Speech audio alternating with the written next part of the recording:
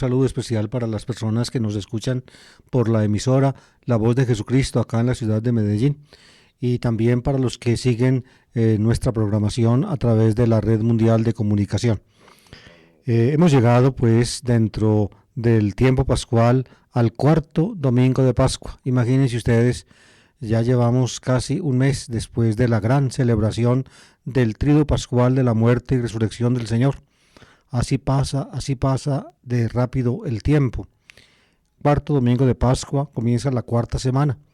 Y como para este domingo, la liturgia católica contempla siempre como evangelio, una lectura del capítulo 10 del cuarto evangelio, del Evangelio según San Juan, que toca el tema del buen pastor. Entonces, estamos acostumbrados entre nosotros a celebrar en este domingo la fiesta de los sacerdotes. Nosotros, los ministros católicos de la palabra y del culto divino, de la palabra y del sacramento, somos llamados, o hemos sido llamados desde el siglo II, siglo III, sacerdotes. La palabra sacerdote significa en latín, viene del adjetivo sacer, sacra, y dote viene del verbo latino dare, el que da las cosas sagradas, sacerdos, el que da las cosas sagradas. Y en realidad el servicio de la predicación, el servicio del sacramento, la conducción de la comunidad, pues es una cosa sagrada. Es precisamente el servicio, diría yo, constitutivo de la Iglesia.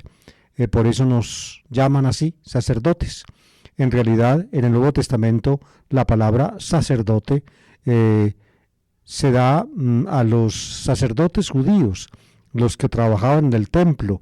Los sumos sacerdotes eran la élite de los sacerdotes judíos y junto a ellos estaban otros sacerdotes de menor grado. Y también, quizá una que otra vez, puede designar a ministros de los cultos no judíos, del culto pagano. Tan solo pues bien entrada la época cristiana se aplicó el nombre sacerdote, sacerdocio al culto cristiano, a la predicación cristiana del Evangelio.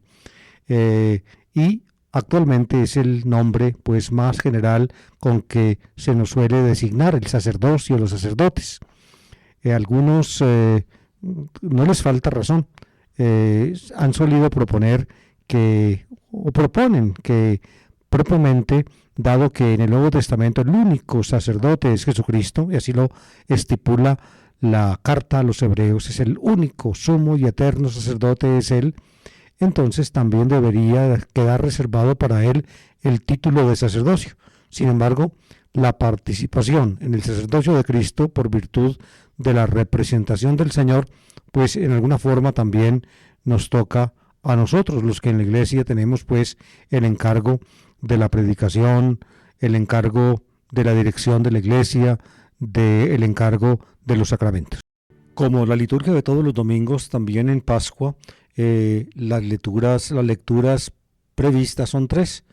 En el tiempo pascual, la primera se toma del libro de los Hechos de los Apóstoles, la segunda de una carta apostólica y la tercera del Evangelio. En el tiempo pascual, el Evangelio que provee prácticamente todas las lecturas es el cuarto Evangelio, el Evangelio de San Juan.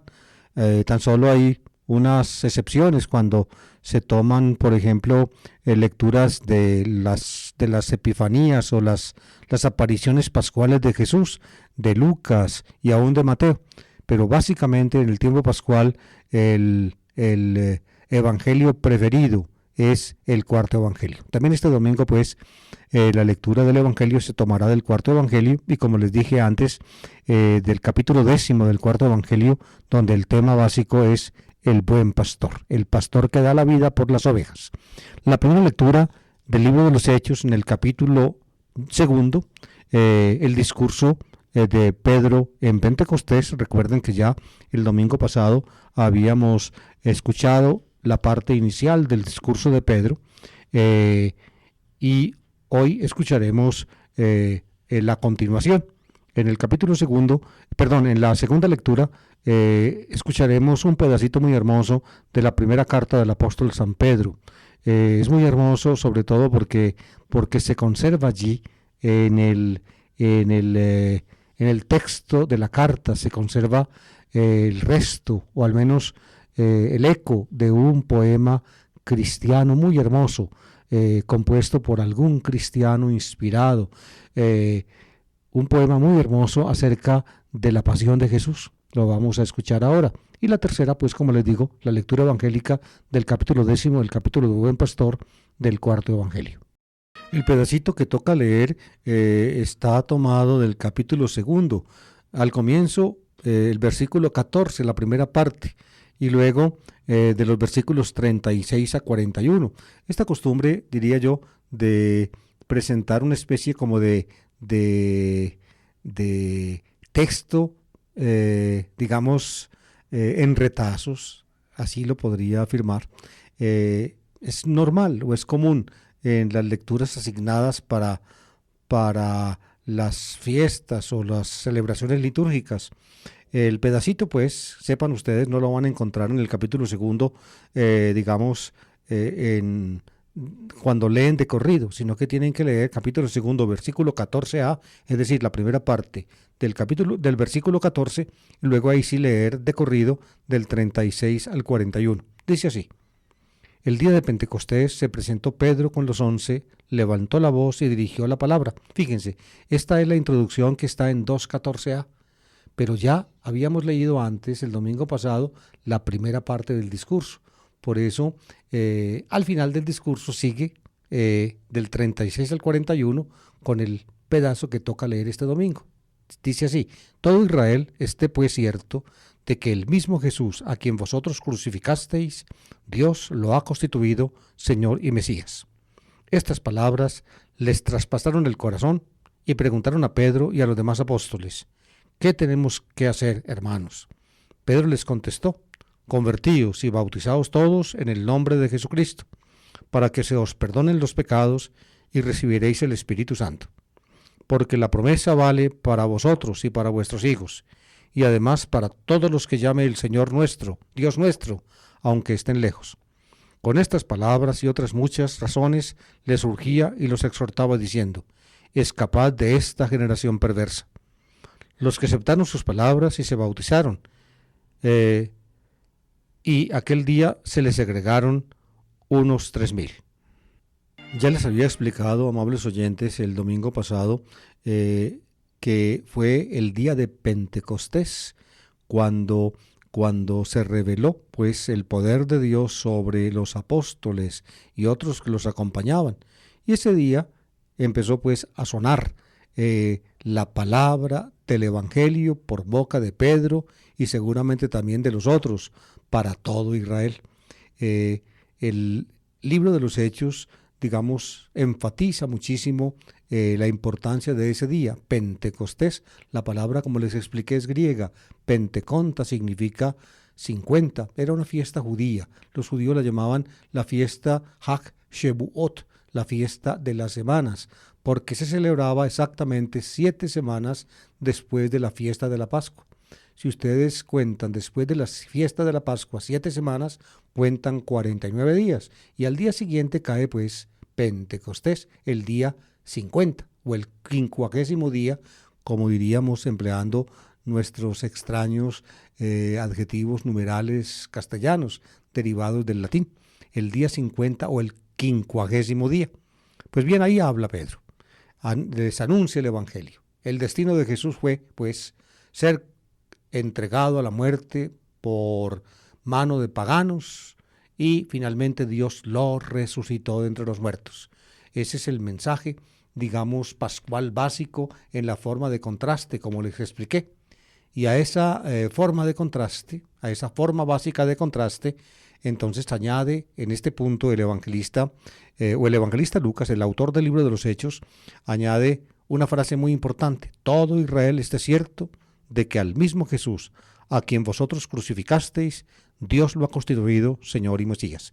Es decir, a raíz de la resurrección, después de haber sido crucificado, a raíz de la resurrección, Jesús fue exaltado. Todo Israel lo debe saber. Dios lo ha constituido Señor y Mesías, Kyrios y Christos. Los dos títulos honoríficos, diría yo, que expresan la cercanía de Dios a Jesús. Son designaciones entonces que originalmente en el cristianismo naciente se aplicaron al Cristo resucitado y constituido a la derecha de Dios.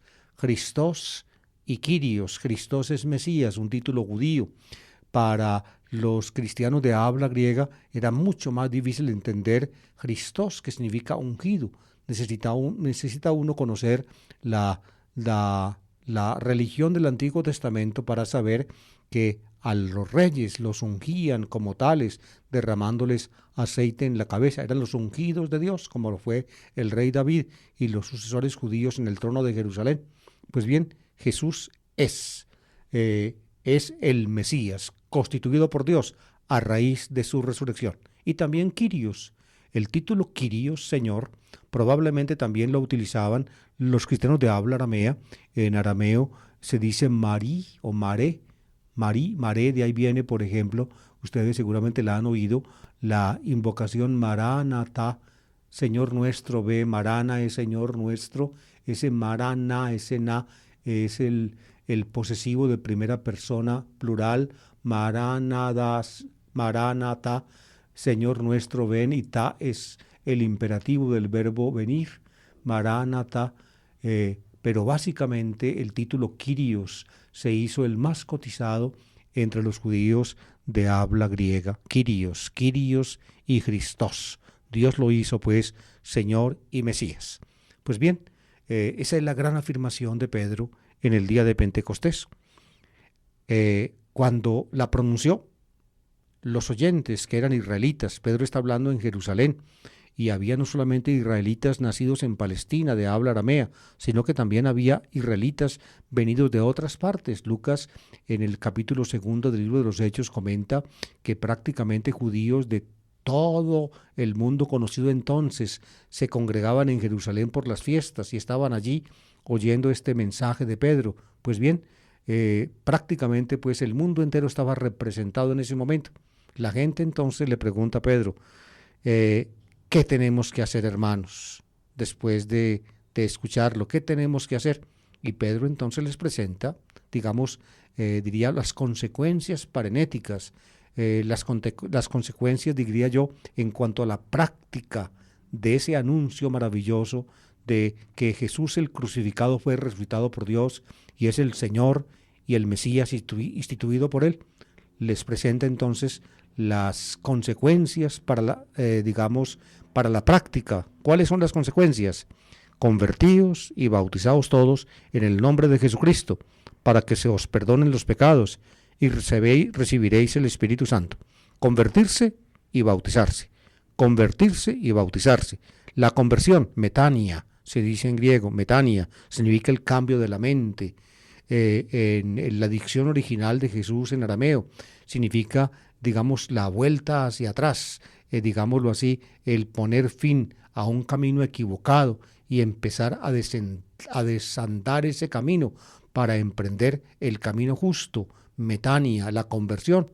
Y a la conversión, o como expresión de la conversión, sigue el bautismo, es decir, ser sumergidos en el nombre de Jesucristo y obtener de esa manera el perdón de los pecados y recibir el Espíritu Santo.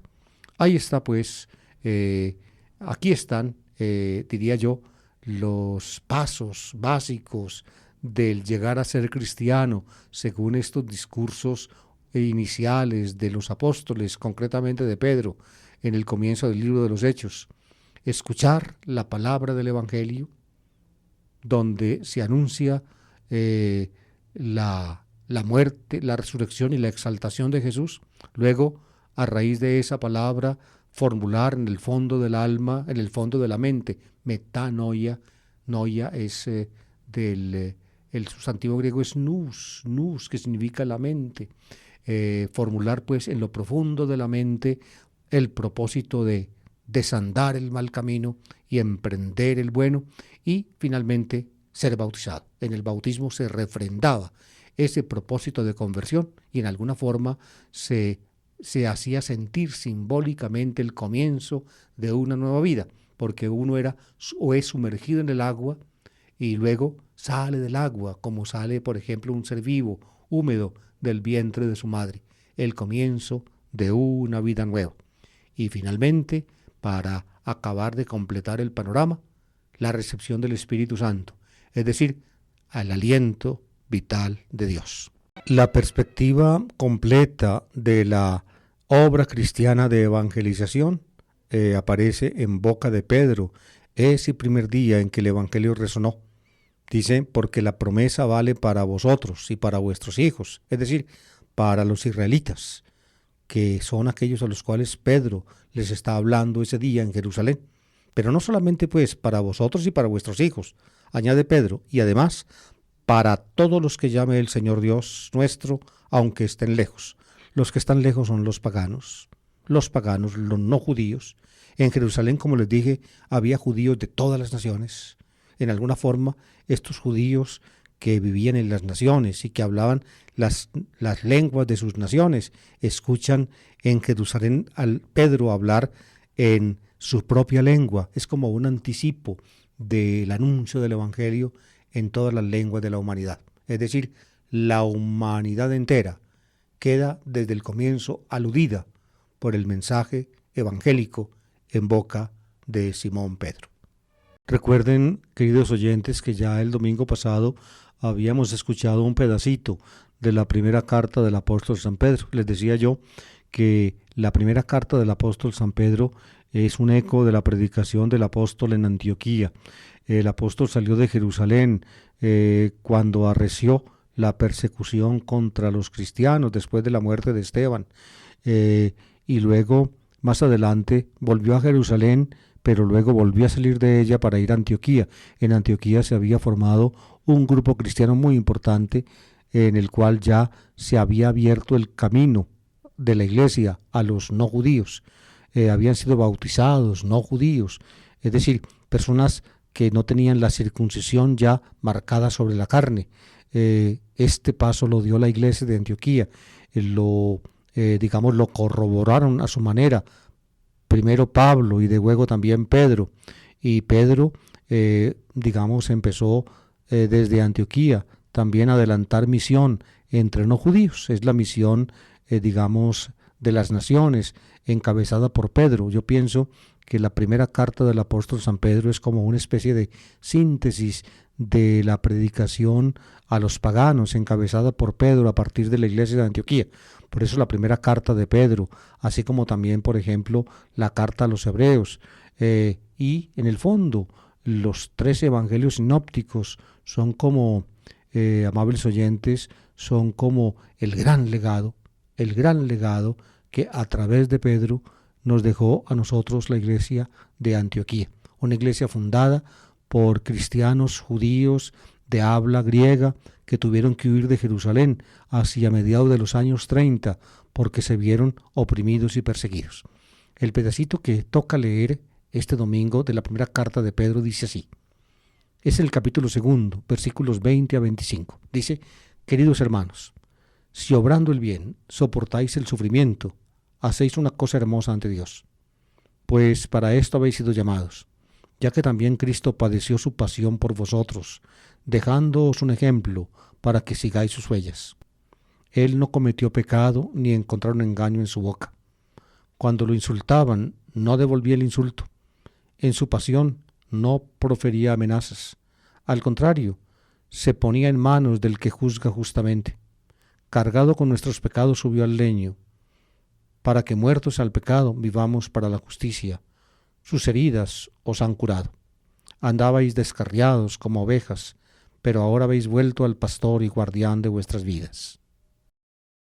Ya entrada la segunda parte del primer siglo de la era cristiana en Antioquía y las regiones adyacentes, ya se notaba pues la presión del mundo sobre los creyentes en Cristo. No solamente los judíos presionaban a otros judíos que se hacían cristianos y los mortificaban y perseguían, sino también que entre la sociedad pagana Ya los no judíos que se hacían cristianos sentían presión, dificultad. Y más adelante va a aparecer ya la persecución, digamos, explícita.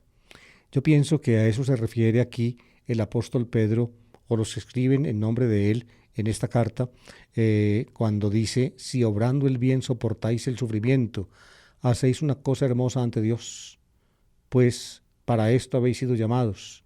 Fíjense, no es lo mismo, explica luego el autor, no es lo mismo que uno soporte el mal, el sufrimiento, porque es un malhechor. Al malhechor la justicia lo castiga y el castigo está justamente infligido. Pero cuando uno, haciendo el bien, sufre el castigo, sufre, padece, entonces dice el autor, es una cosa hermosa ante Dios.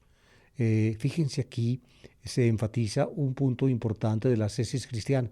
La ascesis cristiana capacita al cristiano precisamente para asumir el sufrimiento, para asumir el padecimiento y para asumirlo, digamos, de buen grado. No diría yo para buscarlo, porque buscar el sufrimiento de propio gusto es lo que los psicólogos llaman masoquismo, así como infligir a otro sufrimiento para que el que lo inflige se recree con eso y goce. Eso se llama sadismo. No se trata de masoquismo, ni mucho menos de sadismo.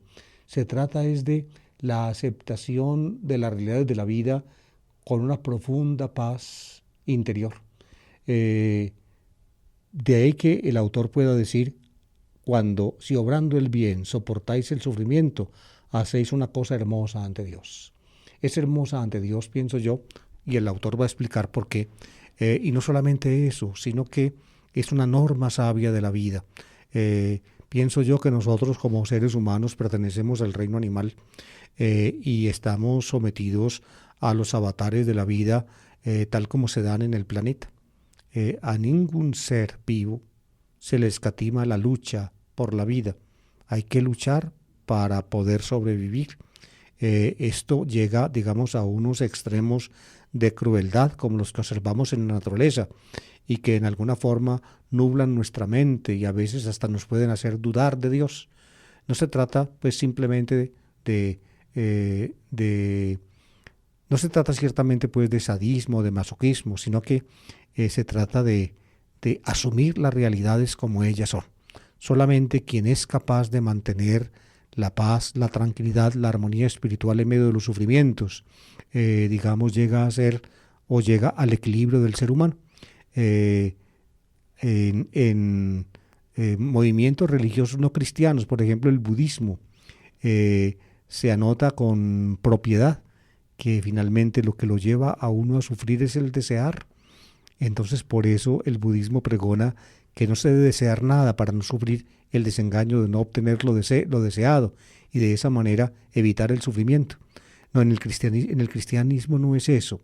No es que no se desee nada para evitar el sufrimiento, sino de asumir el sufrimiento con una entereza y un valor que más se asemeja, pienso yo, a las actitudes estoicas pregonadas por el estoicismo que, por ejemplo, a la manera, digamos, de concebir las cosas del budismo. Pero lo importante cristianamente no es lo que acabo de decir, sino esto otro. Hacéis una cosa hermosa ante Dios si soportáis el sufrimiento, pues para esto habéis sido llamados. La vocación nuestra cristiana tiene esa finalidad, ya que también Cristo padeció su pasión por vosotros, dejándoos un ejemplo para que sigáis sus huellas. Es decir, Jesús aceptó el sufrimiento. Y aceptó el sufrimiento, aceptó la pasión para hacernos un bien. Padeció su pasión por vosotros, es decir, nos hizo un bien padeciendo. La forma tal vez más radical de afirmar esto es la que aparece en los evangelios, sobre todo en el cuarto evangelio. Dio su vida para darnos la vida. Es decir, entregar la vida para dar la vida. Y Jesús en el discurso de despedida pone como ejemplo la madre. Cuando la mujer va a tener un hijo, cuando va a ser madre, sabe que se somete a las incomodidades del embarazo, se somete a los rigores del parto, se somete al riesgo de la propia vida, de perderla, dando la vida precisamente porque la va a dar. Ahí tienen ustedes un ejemplo que Jesús pone, de modo que Jesús nos dejó un ejemplo para que sigáis sus huellas. Y empieza en el poema, como les decía yo ahora, a describir la pasión de Jesús. Él no cometió pecado, ni encontraron engaño en su boca. Cuando lo insultaban, no devolvía el insulto. En su pasión no profería amenazas. Fíjense, es una triple descripción de la pasión de Jesús, que digámoslo así, que completamente inocente es condenado injustamente, e injustamente es torturado, padece, ¿ven? Y sin responder mal. Al contrario, se ponía en manos del que juzga justamente, es decir, Dios. Dios es el que juzga justamente. Jesús dejaba el juicio a Dios, dado que él fue víctima de un juicio injusto. Aquí está, en este pedacito del poema, está un recuerdo, evidentemente, de los relatos que hace el Evangelio sobre la pasión de Jesús, cómo injustamente lo condenó el Sanedrín y cómo injustamente también Pilato lo entregó como un malhechor a la muerte de cruz. Y finalmente termina así: cargado con nuestros pecados subió al leño. Leño, xilon, no emplea aquí el término cruz, sino leño. El término cruz se emplea en otros puntos del Nuevo Testamento. Aquí es el leño. La referencia es básicamente a la Biblia. En la ley, a los criminales, después de ejecutarlos como escarmiento, los colgaban de un madero. El leño, a veces se traduce también la palabra griega xilon como madero. Los colgaban, los exhibían, para que se notara, pues, exhibiendo el cadáver del ejecutado, digamos, la justicia cumplida. Se hizo justicia, y por eso lo mostraban. Nosotros, a Jesús, cargado con nuestros pecados, subió al leño. Por eso, aquí aparece, detrás de esa expresión del poema, que nuestros pecados en alguna forma son el motivo o la causa por la cual Jesús murió, y por tanto entonces cuando subió al leño, es decir, cuando aceptó la cruz por nosotros, él mismo iba cargado con nuestros pecados, o dicho en otra forma, los que hubiéramos merecido el castigo éramos nosotros y no él. La finalidad de esta entrega de Jesús a la muerte es esta: para que, muertos al pecado, vivamos para la justicia. Sus heridas nos han curado. Es decir, los sufrimientos, los padecimientos de Cristo son propiciatorios. Propiciatorios nos sirven a nosotros. De esa manera, amables oyentes, dado el contexto de la carta, podríamos nosotros entender un poco mejor la parte inicial que comentamos. Si obrando el bien soportáis el sufrimiento, hacéis una cosa hermosa ante Dios, pues para esto habéis sido llamados. Para esto habéis sido llamados. Es decir, que nosotros también tenemos, como cristianos que somos, la oportunidad de entregarle a Dios nuestros padecimientos y nuestros dolores por los demás. Por los demás. Yo pienso que implícitamente esta idea está pues contenida en el discurso de Pedro. Y termina el texto con esta frase: andabais descarriados como ovejas, pero ahora habéis vuelto al pastor y guardián de vuestras vidas, descarriados como ovejas, y habéis vuelto al pastor y guardián de vuestras vidas. Los cristianos, digamos, evangelizados por Antioquía, la evangelización presidida por el apóstol Pedro, sobre todo después de la partida de Pablo de Antioquía, eran ovejas descarriadas. Jesús emplea en el Evangelio de Mateo capítulo 10, emplea la misma imagen para hablar de las ovejas descarriadas de Israel. Él debe juntarlas. Aquí las ovejas descarriadas no son ya simplemente los judíos, sino prácticamente la humanidad entera. Y Jesús entonces es el pastor y guardián de ellas. Él debe reunir pues en un rebaño las ovejas dispersas del mundo. Así lo dice el Evangelio de San Juan. Esta idea va a ser luego corroborada por el texto evangélico que enseguida escucharemos. Amables oyentes, el texto evangélico está tomado del Evangelio de San Juan, capítulo 10, es el discurso del buen pastor. Una pequeña instrucción acerca de la composición del cuarto evangelio.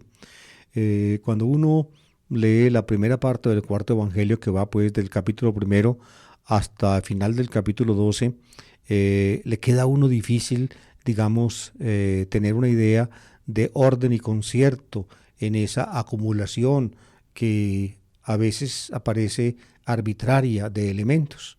Sin embargo, hay exégetas que con gran profundidad, digamos, se proponen aceptar, es decir, no renunciar a la forma como el cuarto evangelio aparece ordenado, precisamente en los primeros 12 capítulos, sino aceptarlo tal como está, porque hay otros, y a esto me quiero referir, que dicen que los materiales que reunidos en Juan 1 a 12, digamos, no tienen ahora el orden original dado por el evangelista, sino que por diferentes motivos, los exégetas tratan de encontrar los motivos por los cuales los materiales se desordenaron. En fin, por diferentes motivos, pues, los materiales se desordenaron. Y por eso entonces muchos exégetas, antes de comentar el cuarto evangelio, tratan de ordenarlo primero. Y luego, una vez ordenado, al gusto de ellos, entonces tratan de comentarlo. Pero cuando se hace, digamos, un comentario del cuarto evangelio con el propósito previo y la realización previa de un ordenamiento, en el fondo, pues, lo que los exégetas están comentando no es el cuarto evangelio tal como está, sino el cuarto evangelio como ellos lo conciben. De ahí que, para mi manera de ver, hay que aceptar el ordenamiento del cuarto evangelio tal como está y tratar de examinarlo y comentarlo tal como aparece, porque la forma como aparece es la que consta en toda la antigua documentación eclesiástica. La documentación cristiana sobre el cuarto evangelio, fíjense, remonta hasta el año 120, 130. De esa época, del año 130, se conserva un pedacito del cuarto evangelio encontrado en Egipto. Es la copia más antigua de cualquier documento cristiano bíblico que se haya conservado. De modo que ya a comienzos del siglo II, 120, 130, el cuarto evangelio se leía en Egipto. Y después de esa época, en muchos papiros y en grandes pergaminos se conserva el texto del cuarto evangelio tal como ahora aparece, pues con contadas excepciones. La excepción más importante, y algún día la comentaremos, es el texto de la mujer adúltera en el capítulo 8, pero este no es el tema del día de hoy. En todo caso, pues el texto del cuarto evangelio, tal como lo conservó la tradición cristiana desde el siglo II, desde los orígenes, tiene el cuarto evangelio en el orden en que actualmente aparece. El pedacito que toca leer hoy está en el capítulo 10, versículos 1 a 10, y dice así: En aquel tiempo dijo Jesús a los fariseos: Os aseguro que el que no entra por la puerta en el aprisco de las ovejas, sino que salta por otra parte, ese es ladrón y bandido. Pero el que entra por la puerta es pastor de las ovejas. A éste le abre el guarda, y las ovejas atienden a su voz. Y él va llamando por el nombre a sus ovejas, y las saca fuera. Cuando ha sacado todas las suyas, camina delante de ellas, y las ovejas lo siguen, porque conocen su voz. A un extraño no lo seguirán, sino que huirán de él, porque no conocen la voz de los extraños. Jesús les propuso esta comparación, pero ellos no entendieron de qué les hablaba. Por esto añadió Jesús: Os aseguro, yo soy la puerta de las ovejas. Todos los que han venido antes de mí son ladrones y bandidos, pero las ovejas no los escucharon. Yo soy la puerta. Quien entre por mí se salvará y podrá entrar y salir y encontrará pastos. El ladrón no entra sino para robar y matar y hacer estrago. Yo he venido para que tengan vida y la tengan abundante. Lo que leímos, queridos oyentes, es el comienzo del capítulo 10 del Evangelio de San Juan, donde comienza pues también el tema del buen pastor. Pero fíjense ustedes, El tema del buen pastor se inicia con una comparación que pone Jesús, donde menciona el aprisco, el redil, es decir, el corral donde, donde, donde el pastor, digamos, guarda sus ovejas, sobre todo de noche. El corral, el corral y el redil tienen una puerta. Esa puerta se abre precisamente para que las ovejas entren y salgan, pero también se abre para que entre y salga el pastor.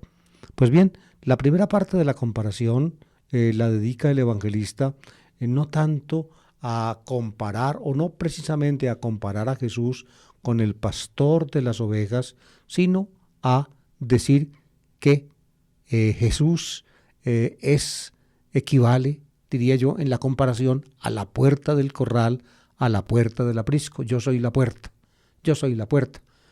A uno le parecería que esa descripción es como secundaria, porque evidentemente la aplicación básica de la comparación del pastor y las ovejas es que Jesús es el pastor y las ovejas son sus fieles, sus discípulos, los suyos, los cristianos. Y así es, evidentemente. Después de esta comparación con la puerta, ya se desarrolla la comparación básica, que es con el pastor. Sin embargo, se empieza con la puerta. Por algo será que el evangelista empezó con la puerta. No se debe de ninguna manera a que, como les decía yo antes, a que el discurso esté desordenado, sino que precisamente el evangelista lo ordenó así, dado que antes de este texto aparece en el Evangelio de San Juan, en el capítulo 9, la curación del ciego de nacimiento. Y en la curación del ciego de nacimiento, precisamente los pastores judíos, los que debían guardar al rebaño, a ese hombre ciego de nacimiento, lo echaron de la sinagoga y lo llenaron de ultrajes, porque creía en Jesús, porque se unió a Jesús. Pues bien, ellos son, según el evangelista, por la unión del capítulo 9 con el 10, los que precisamente actúan como ladrones y bandidos, los que no se preocupan de las ovejas, los que no cuidan el rebaño. Por eso el capítulo 10, que comienza con lo de la puerta, comienza exactamente como debe comenzar. De ahí que, pienso yo, no le sea, no le esté dado al exégeta simplemente cambiar el orden de los capítulos o el orden, de los materiales, los elementos, de los textos joánicos, como él cree que debieron quedar. No, hay que aceptar los que el evangelista puso. Me refiero a esto rápidamente. Estos días vi una Biblia donde el traductor del Evangelio de San Juan se permite, digámoslo así, imprimir el texto joánico según las intuiciones críticas que él pues cree conducentes para explicar el texto. Yo pienso que no se debía hacer así. Uno cuando toma en sus manos para explicar estos textos, uno tiene que tomar el texto como él está, el texto recibido por la tradición eclesiástica desde el comienzo. Y no debe uno, por más inteligente que sea y por más que le parezcan que sus intuiciones críticas son válidas, no debe uno permitirse pues acomodar o presentar el texto como uno quiere. Es decir, si usted quiere, digámoslo así, presentar sus opciones críticas como válidas, pues para eso ponga notas y diga que según su opinión, según su manera de ver, el texto debería estar organizado así y así y así. Pero cuando presenta el texto para la lectura de toda la gente, debe presentarlo como el texto está y no como él cree que debiera estar. Los que han guiado, pues, o los que presumen de guías del aprisco de las ovejas de Dios, los que quieren manejar por dentro el redil, los que quieren gobernar el aprisco y no entran por la puerta, esos son ladrones y bandidos. Ladrones y bandidos. El pastor entra por la puerta, los otros entran y saltan por el muro. Como le decía, la composición del cuarto evangelio evidentemente se refiere al episodio anterior, donde el ciego de nacimiento, alguien que aceptó la fe en Jesús, es excluido, es ultrajado, es vilipendiado por los que querían ser pastores del aprisco, esos precisamente no han entrado por la puerta, sino que han saltado por el muro. Precisamente el pastor, que es aquel al cual pues el texto se propone describir, el pastor es el que cuida las ovejas, el que sabe, a este le abre el guarda, y las ovejas atienden a su voz, y él va llamando por su nombre a sus ovejas y las saca fuera. Cuando ha sacado fuera todas las suyas, camina delante de ellas, y las ovejas lo siguen porque conocen su voz. A un extraño no lo seguirán, sino que huirán de él, porque no conocen la voz de los extraños. El pastor maneja sus ovejas, los animales lo conocen, uno por la práctica, digamos que, o por la vida, o la vida que uno ha llevado, cuando uno se acostumbra a vivir cerca de los animales, cuando uno los animales no les tiene fastidio, sino cariño, uno empieza a comprender hasta qué punto los animales se apegan a uno, hasta el punto de conocerlo, de comprenderlo a uno con una mirada. Yo he sido muy amigo de los animales toda la vida y me entiendo con ellos simplemente mirándolos, con un leve signo, inmediatamente saben qué es lo que quiere uno y a uno lo siguen y de uno se dejan acariciar y en fin, están cerca de uno.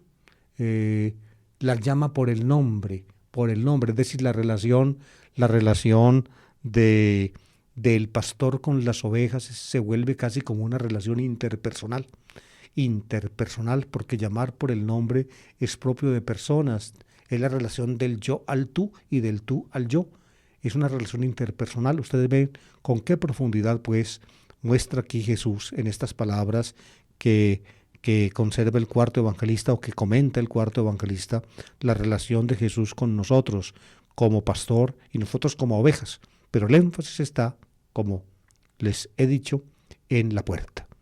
Están en el aprisco las ovejas.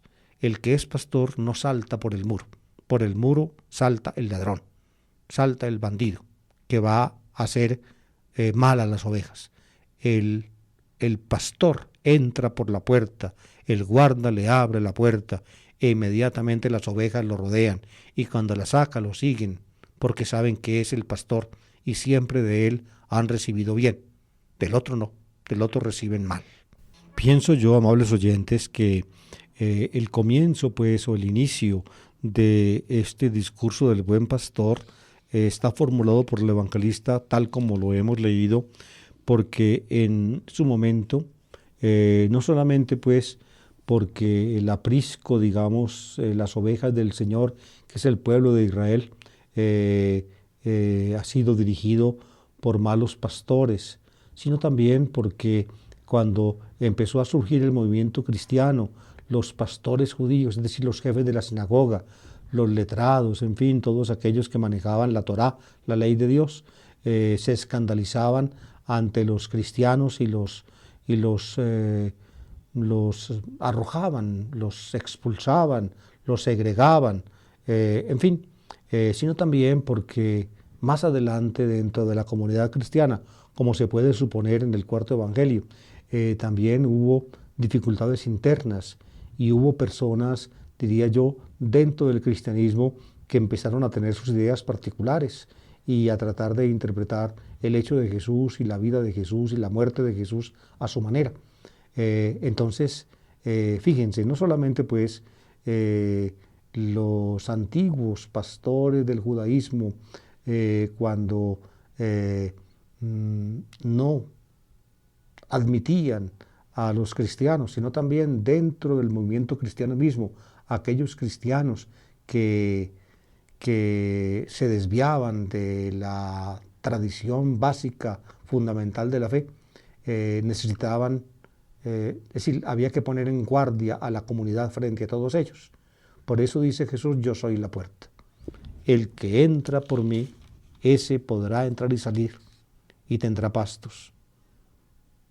Ese, el que entra por la puerta. Es decir, Jesús es el pastor que entra por la puerta y también dentro de la comunidad cristiana hay otros pastores, digámoslo así, o como continuación de la acción pastoral de Jesús. Hay otros que también cuidan el rebaño. Por eso, por ejemplo, en la carta a los Efesios, queridos oyentes, a ministros del Evangelio, ministros de la iglesia, de la comunidad, los llamaban en griego pimenes. Pimenes significa pastores, y todavía en nuestro lenguaje cristiano actual se utiliza la palabra pastor. Nosotros los católicos, los ministros católicos, consideramos pastores del rebaño. Entre los evangélicos, por ejemplo, que no utilizan la palabra sacerdote, utilizan la palabra pastor para llamar a los que dirigen la comunidad, de modo que el término pastor tiene un arraigue bíblico indudable. En el libro de Ezequiel, en el cual esta comparación se basa, el profeta, en nombre de Dios, critica poderosamente a los pastores de Israel, que más que proteger al rebaño y sacarlo adelante, abusan de él, lo explotan y lo sacrifican para su propio beneficio. De modo que también, pues, en la historia del cristianismo, fíjense, la puerta que es Jesús es trascendentalmente importante. Es la puerta del rebaño, por la puerta del aprisco, por la cual deben entrar y salir, sacar y entrar al rebaño los que realmente quieren ser pastores. Porque los otros, los que no son pastores del rebaño, no entran por la puerta, sino que brincan por el muro, saltan por el muro, y estos vienen a hacer daño, a abusar del rebaño. Y para terminar, amables oyentes, yo como católico, pues me permito una palabra de autocrítica. Quizá una de las tachas mayores que hoy en día nos echa a nosotros en cara la sociedad, yo diría no sin razón, es el hecho de que como pastores nosotros hemos cometido abusos con el rebaño. Utilizamos nuestra posición dentro de las comunidades cristianas para tener excesivas ventajas, por ejemplo, económicas. Tratamos mal a la gente, tenemos distinción de personas, como lo muestra en un pasaje muy hermoso la carta de Santiago: al bien vestido y al rico lo acogemos y le damos asiento preferencial. En cambio, al andrajoso, al pobre, le decimos váyase, o si quiere quedarse, siéntese en el suelo. En fin, cosas así. Eso sin adjuntar escándalos de otro tipo, abusos sexuales, por ejemplo, a niños y cosas de esas. Todo eso, fíjense, amables oyentes, se da entre nosotros. Nosotros, los pastores católicos de la iglesia, del rebaño del Señor, somos seres humanos y tenemos muchas fallas. De ahí que tengamos que tener el propósito de una purificación cada día mayor. Sin embargo, hay fallas y fallas. Hay unas que realmente sobrepasan todo límite. Y es cuando ya las fallas nuestras con respecto al rebaño que nos ha sido encomendado toca los límites de lo que para la sociedad civil, para los códigos civiles, constituye ya el delito. Es decir, no solamente el pecado en el cual podemos incurrir y incurrimos delante de Dios, sino que además del pecado, entonces también tocamos las fronteras del delito. Yo pienso que todo eso debe hacer poner a pensar a los ministros eclesiásticos para que, regulen su comportamiento y lo encaucen como debe ser.